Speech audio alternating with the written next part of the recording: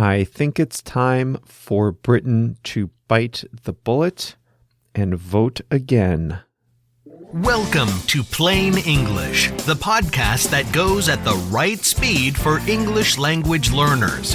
Listen now and read the transcript online at plainenglish.com. Now, here's Jeff, your host for today's episode. British Prime Minister Theresa May suffered a series of setbacks on the deal she negotiated for Brexit, the process for exiting the European Union. Nobody seems to know what the people want now, so the only way to know for sure is to ask them. Hi everyone, welcome back to Plain English, episode number 113 for Thursday, December 20th, 2018. Today's episode transcript is available online at plainenglish.com/113. And of course, it has all the translated content from English to Portuguese, Spanish, Italian, French, Chinese, and Japanese. Quick reminder to check out plainenglish.com/book, B-O-O-K, to get a free audiobook with a trial membership to Audible. Just sign up for a trial membership, totally free, and you'll get a whole audiobook in whatever language you like. English, Spanish, German, Japanese, Portuguese, you name it. Any language you want, a free audiobook to keep forever just for signing up for a free trial membership. It doesn't get any better than that. It's a nice gift to give yourself this holiday season, and it's totally free. plainenglish.com/book. We've talked about Brexit in several past episodes of Plain English, and after the last one, episode 105, which is available at plainenglish.com/105. After that one, I said I wanted to explore the question of whether Britain should take another vote on Brexit. At the time, I wasn't sure whether I thought that was a good idea or not, but the confusion and chaos that have unfolded since then make another Brexit vote the best way out of this mess. Let's start by setting up the issue, and then we'll go through the upsides and downsides of a second vote. As you probably know, the British people voted on June 23rd, 2016 to leave the European Union.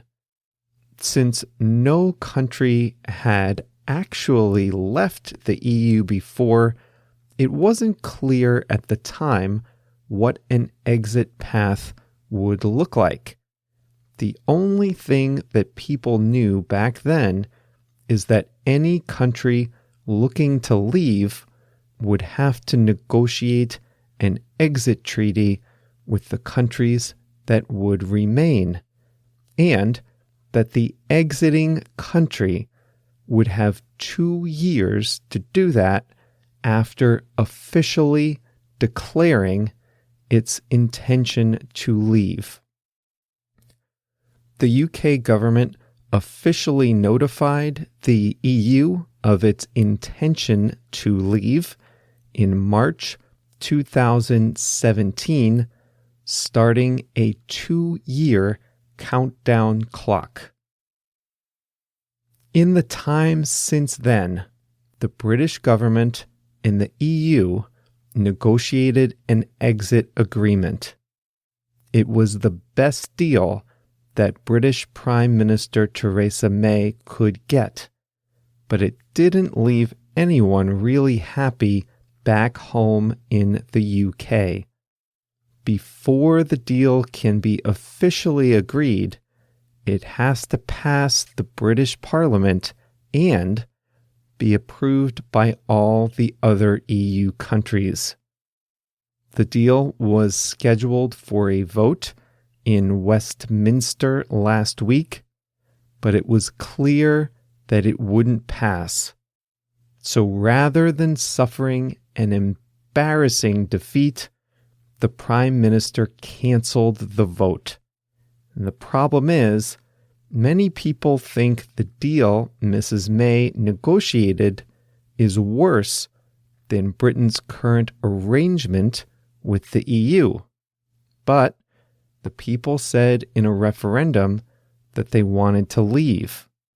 What to do? The Prime Minister says she got the best deal possible, but the Parliament essentially rejected it. Doing nothing would be a terrible risk. Go back and listen to episode 80 of Plain English for more on why that would be so. Now, the idea of taking a second vote, something that had just been whispered about before, is now being openly debated in the United Kingdom. There are upsides and downsides to taking a second vote. The most obvious upside is that the Prime Minister and the members of Parliament are unable to agree on a way forward on the most important event in Britain's history since World War II. If the representatives of the people can't do their jobs and forge a consensus that respects the initial vote and broadly reflects the will of their voters, well, then the voters deserve a chance to clarify the matter in a second vote. There is another upside. When the first vote was taken, people didn't really know what leaving the European Union would look like. They were voting for something that wasn't clearly defined or understood at the time. It was unknowable. Well, now they know the stark choices they face in leaving. Now that it's known what leaving means, do the British people still want to leave the European Union? A second referendum would answer the question for good. 3 former prime ministers have called for a second vote. So what's not to like? Well, there are some downsides. First and foremost, taking a second vote would be seen as disrespecting the results of the first vote. Millions of people thought long and hard about the question. The two sides made their arguments, a vote was taken, and the people decided. Taking a second vote now would not only fail to respect the results of the first referendum, it could cause a lot of people who voted to leave to think the government was canceling their first vote. If the people already spoke, how democratic would it be to just call a second vote and hope for a different answer? A cynic might say the government would just keep calling new votes until the people voted the so-called right way. It's also not clear what the question would be on a second vote. If the question is, should Britain stay or leave, and the people say leave again, well, that still would not resolve today's biggest dilemma, whether they want to take Prime Minister May's deal or leave without a deal at all. If the people vote to stay, many of those who originally voted to leave will feel that they were cheated out of their first vote. That is a real risk, but I think it's a risk that Britain has to run. The 51.9% who voted to leave in 2016 could not have known what leaving would actually look like. Now that the choices are clear, would that bare majority still favor leaving? The people's representatives have been no help in answering that question. Whether or not they approve the deal, they are committing Britain to an irreversible change in its relationship with the entire world. Rather than guessing what the people want on such an important matter, they should go back and ask them. Britain should bite the bullet and vote again. Those who argue that a second vote would disrespect the result of the first vote have a point. But a democracy should also be able to change its mind. As much as you should respect the first vote, you also have to respect the people who have had second thoughts after seeing this chaotic process play out. If enough people have changed their minds, then Britain should reverse course and stay in the EU. An EU court said that would still be an option under EU law if Britain so chose. If the people still want to leave after a second vote, then it should be on them to choose whether to take this deal or risk crashing out of the EU with no deal at all.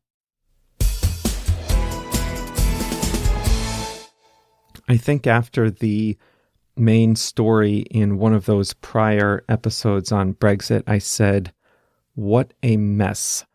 And that sentiment still applies. I think the main lesson should be that any big, momentous change in a country's history shouldn't be approved by 51.9% of the people on a single vote.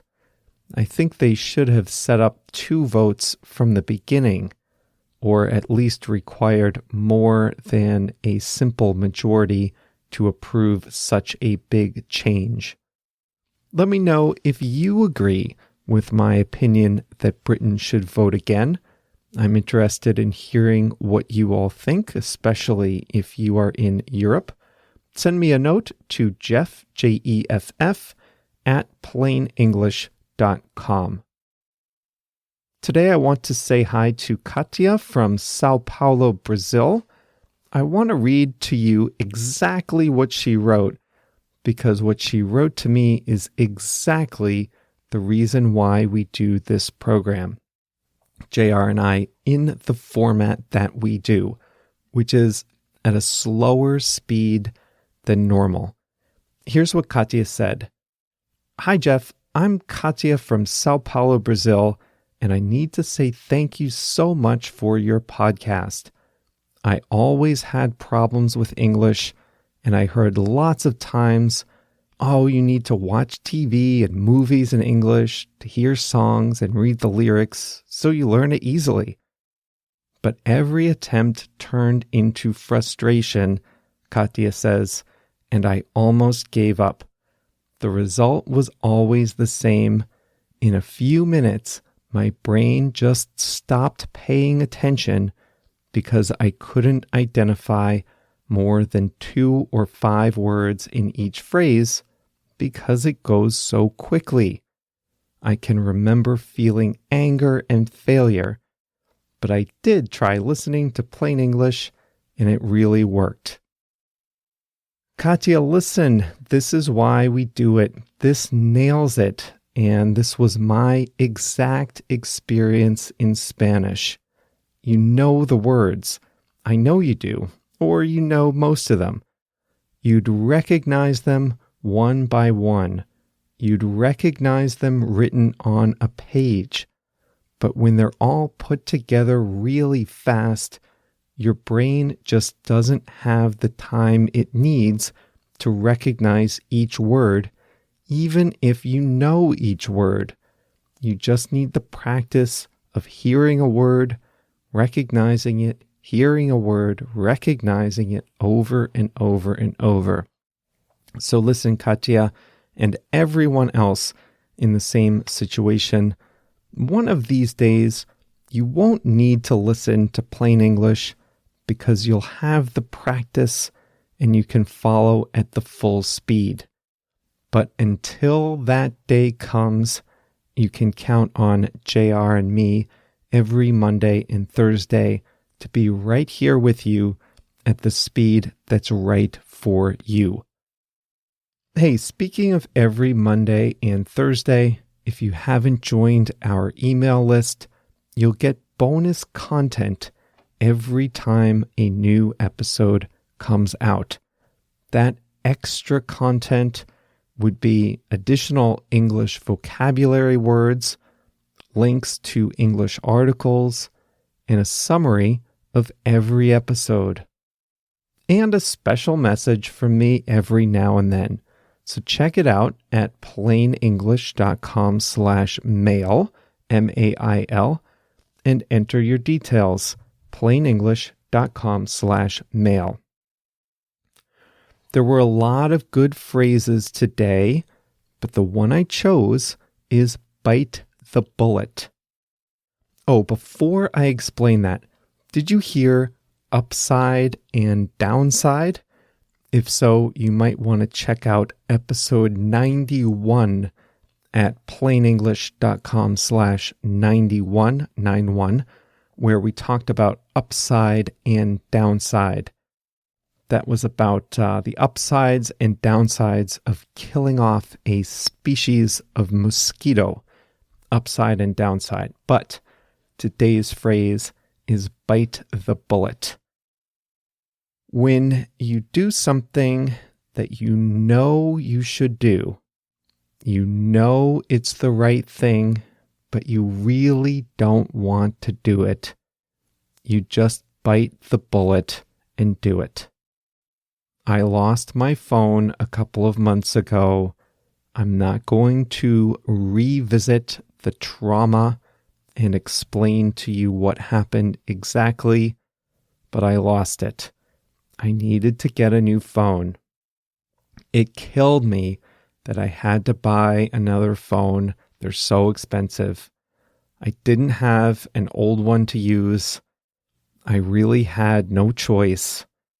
But I waited a few days hoping that some miracle or some other solution would come along.